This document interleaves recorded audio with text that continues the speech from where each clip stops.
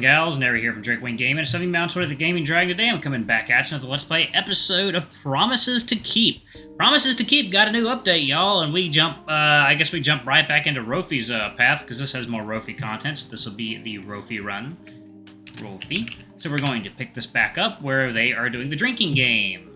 Alrighty, so we're gonna have a martini with Rofi. Let's do it. Alright. I'll take a gin and martini, please. Ooh, we're twinning! Rofi grins at me, sticking his tongue out. Almost, but not quite. There's a fair amount of argument over gin versus vodka martinis. Vodka's distilled to be flavorless, whereas the gin will provide a distinctive juniper taste. Each will react very differently to the vermouth to drastically alter the flavor profile. Theo stops upon seeing Rofi's face. But yes, you are basically twinning. Rofi giggles and pats the seat next to him, looking at me expectantly. Come here and sit next to me. Here, you can even try my drink first if you want. I feel a tug of emotion at his words, though I'm not quite sure why. Something in the way he offers his time, his company, his drink. The fact that he is so eager and happy to share things with me. A warmth begins to blossom in my stomach. No alcohol required. Yeah, sure, I'll try a bit. The drink is sweet and delicious with a slight bitter kick that leaves me wanting more. Oh, yeah, I'm definitely gonna want my own. Otherwise, you're not getting this back. Hey, don't drink all of it! Theo arrives in the nick of time with my martini, and Rofi snatches his out of my paws. You're a lifesaver, Theo. I prefer this one anyway, much more refined taste. I grin and look down my nose at Rofi swirling my martini in its glass. You were singing a different tune 5 seconds ago. Theo tends to everyone's requests quickly, and soon after, everyone settles in with their drinks. The light chatter around me is pleasant. I can't remember the last time I was surrounded by such friendly faces. Oh boy. You know what would go great with this drink? Rofi looks playfully and pointedly at Hunter, the alcohol clearly starting to set in. Some dumplings! Hunter, how about you go get them from upstairs? Huh? Why me? Because my legs are broken and I can't get up. Besides, Artie and I already worked so hard to make them. And Theo's the bartender, so he's busy. Hey, I spent long hours out in the cold, shoveling the sidewalks. Don't I get any points for that? With a dramatic sigh, I get to my pause. Alright, Rofi, I'll go collect your leftovers for you. Oh! I mean, I was just giving Hunter a hard time, but... It's fine, I want one too. You're the best, Leo. I smile at him and head upstairs. As I enter the kitchen and grab the foil pan of dumplings, I can hear the clinking of glasses from the basement. I slip one into my mouth, enjoying the savory taste, the juicy pop of flavor, and the sweet sound of muffled laughter. How long's it been since I felt like this? Like I belonged in a space. Like I could stand here forever in easy bliss. It almost feels too easy, too good to be true. Just as I did yesterday morning, I walk over to the window and place a paw on the frozen glass. It chills me to the bone. For a fleeting moment, I remember a snowbound forest in the embrace of an icy lake. If this is all a winter dream... Here's where I would wake up, at this moment when joy is so near. Here's where the other shoe would drop. I'm gonna wake up right now. But I don't. The feelings of warmth and comfort remain. The sound of laughter flows on. Your friends are waiting for you, Leo. Go to them. I grab the dumpling pan and hurry downstairs. I arrived during a lull in the conversation. Everyone spread out around the basement. Seems like they've pretty much forgotten about the dumplings. I gently set the pan down on a table and let my gaze wander around the room. Our gracious host Theo is still serving drinks behind the bar. He keeps a diligent but tender eye on his guests. Artemis, cool, calm, and collected. He thumbs through a box of records, one talon resting easily on the top of the softly glowing jukebox. Ollie, soft-spoken yet passionate, his eyes are bright with wonder as he fiddles with the old movie projector. My old friend Rofi curled up on the couch, a blissful smile on his youthful face. Hunter, sprightly and happy-go-lucky, his dexterous paws are busy setting up the pool table, tongue sticking out in concentration. As I watch them, the joy I feel almost startles me. To think I could feel this strongly after only 2 days. Emboldened by this feeling, my eye keeps returning to one of them in particular, the one I want to spend the rest of the night with. Rofi. Spotting that familiar orange dog, I make my way to the couch against the wall of the basement. He's clearly tipsy, maybe a bit more, but he seems to be enjoying himself, glass in paw, as he sways with the music coming from the jukebox. No words are needed as I sit next to him. Almost instantly, he sways in my direction, carefully resting his head on my shoulder. Hey, Leo! Hey, Rofi, how are we feeling? Good. He giggles a bit. Warm. He nuzzles his head gently against my shoulder a little. Instinct takes over, and I find myself stroking his head, right between his ears. He leans in and starts rubbing his snout against my cheek. Ralph. Rofi doesn't say much else, but I continue to earn happy dog noises as I rub his head. We sit there together for a while, watching Theo and Ollie chat at the bar, listening as Artemis tinkers with the jukebox. I feel Hunter's eyes on us for a moment, but as I meet them, they're full of nothing but warmth. He gives me a thumbs up and a wink before returning to his billiards game. Everything about this moment just feels right. I'm where I belong, with everyone. With Rofi. I'm not sure how much time passes as we sit together. For once, I don't feel the need to keep track. At some point, Rofi sets down his mostly empty glass on the table next to us. When he settles back onto the couch, he leans against me fully, head on my chest, back against my belly. He pulls my arms around him, but shoots his puppy dog eyes at me before I say anything. Aw.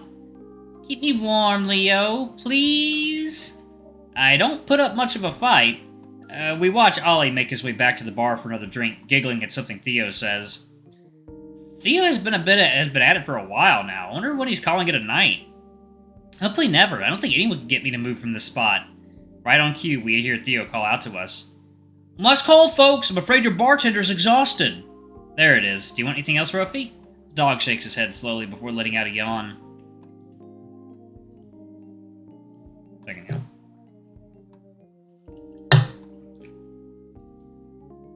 I want to snuggle you. You already are.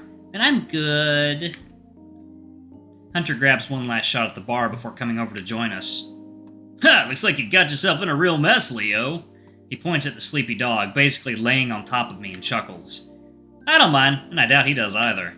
Rofi's eyes fully shut then, and almost instantly I feel his breathing slow down as he drifts off. He's definitely a good cuddler. For a second, the magic of the moment wavers. Have you two... Oh, it's buds, yeah. Hunter looks up thoughtfully. But to answer the inevitable follow-up question, we were never really more than that. I let out the breath I was holding. He would kill me for telling you this, but he talked about you a lot when we first met, and after, too. I don't think he ever stopped thinking about you, honestly. And judging by your reaction, he must have been on your mind a lot, too, these past years. I nod slowly. Hunter gives me a smile. Seems like the storm came at just the right time, then. He gets up and stretches. By the way, the real mess starts now. He gestures at the sleeping dog on top of me. Good luck getting him off of you into the bed. With another chuckle, he heads off to pack up the billiards table.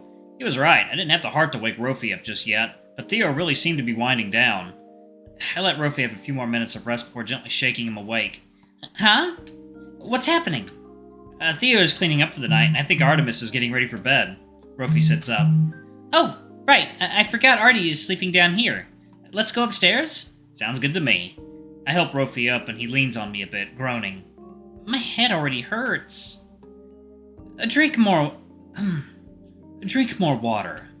Artemis calls from the other side of the basement. Rofi whines. I will later. Enjoy your headache, then. After checking in with Theo and wishing everyone good night, Rofi and I are the first to leave the bar. Want me to walk you upstairs? No, I'm okay. He lets out a big yawn. But can I just sleep in your room tonight? My room is so far away, and I'm about to pass out. I fall victim to his eyes and don't have it in me to turn him down. As long as you're happy with an air mattress. As long as you're there. I open the door to the den, ushering the dog in and closing it behind us. Rofi flops happily onto the mattress. But as I stand over the comfortable-looking dog, everything begins catching up to me. The nervousness and anxiety, the old feelings, everything felt so natural tonight, but what if... And at that moment, I'm literally pulled out of my doubts by Rofi, his paws tugging my arms towards him. I let myself fall next to him on the mattress. I feel the stress melt away. Rofi buries his snout into my chest. We don't say anything for a while, just enjoying each other's warmth and company.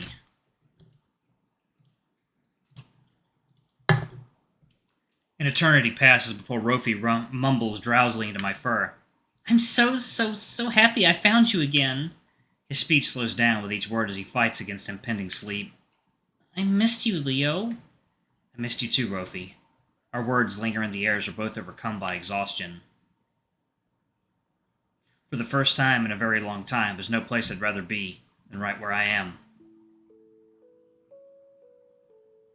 Come on, Leo, walk faster! Okay, I'm coming! Aww. Hurry, we gotta get back to school soon! Are your parents already on the way? Rofi checks his phone. Not yet, I don't think so. He holds up a plastic bag. But we have to eat these before they melt! I know, let's find somewhere to sit. Rofi breaks into a light jog and I follow him. Before long, we find an empty beach under the tree in town square and sit together. Phew, finally! I haven't had anything sugary to eat in forever. I'm able to squeeze out a response between my labored breaths. Couldn't you say that the math team was meeting for a little longer today? I would have, but I feel like Mom and Dad are catching on. We used that excuse a while back, remember? With the beginning of middle school came the greatest scheme Rofi ever crafted. Math team. A cover that let the orange dog stay after school safe from the watchful eye of his parents. Technically, he wasn't lying to his parents. He was on the team, of course, and the team did have practices every Thursday. What they didn't know was that practices only went for an hour. He managed to convince them that it was 2, giving us a little time together after the real meeting finished. No, I forgot. I'm having trouble remembering all the silly excuses you make up to get away from your parents. I ruffle my paw through his hair gently. He giggles and hands me one of the 2 ice cream sandwiches sitting in the bag. Not that I'm opposed to this arrangement, of course. We've never had time to hang out together outside of school before. Now that we've started middle school, though, I look over to Rofi as he unwraps his own treat, his excitement palpable. He looks back at me, angling his head a little. Leo, open yours! I want to try the mystery flavor at the same time as you! I blink and direct my attention to the cold snack in my paws, quickly peeling back the wrapper. Okay, 1, 2... On 3, we both take big bites of our ice cream sandwiches. Rofi immediately lets out a whine. Cold! Silly dog, he knows his teeth are sensitive, but he always insists on getting something cold and sweet when we hang out. The ice cream itself tastes like some kind of fruit. Maybe apple? That's his favorite, so I'm sure he'll enjoy it once his teeth adjust. Rofi chews thoughtfully, then swallows. Cotton candy? Leo, that's your favorite! Wait, cotton candy? Mine tastes like apples! We stare at each other's sandwiches. They both look pink, certainly, but the shades seem to be different. But they always stock the same mystery flavor, unless they messed up today. Rofi gives me a grin and holds out his sandwich, now starting to drip. Trade? I know you'll like this better. And you'll enjoy mine more than I will here, and than I will. Here.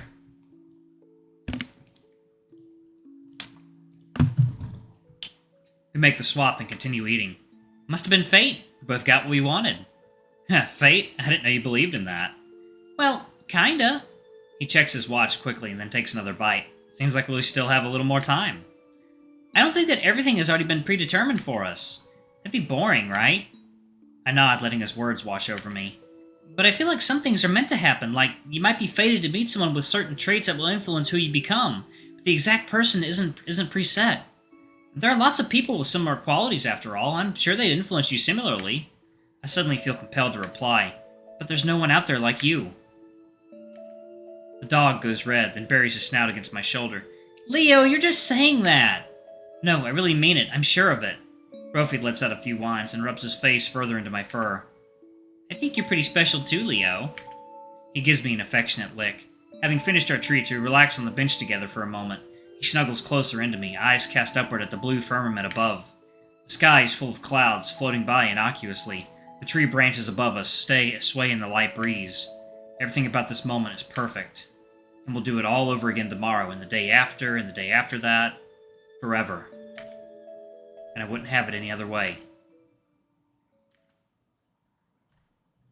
Alright, I'm going to pause it right there. Thank you all so much for watching. Don't forget to like, comment, subscribe, ring that notification bell, and check out our Patreon if you can. It always helps. Before I go, I'm going to give a quick shout out to our lovely bronze tier patrons. Thank you all for all you do for the channel. We greatly appreciate your support. Thank you to our silver tier patron, Cade Silverman. Thank you for going above and beyond. It's greatly appreciated. And thanks to our 2 gold tier patrons, Zeke and Toby.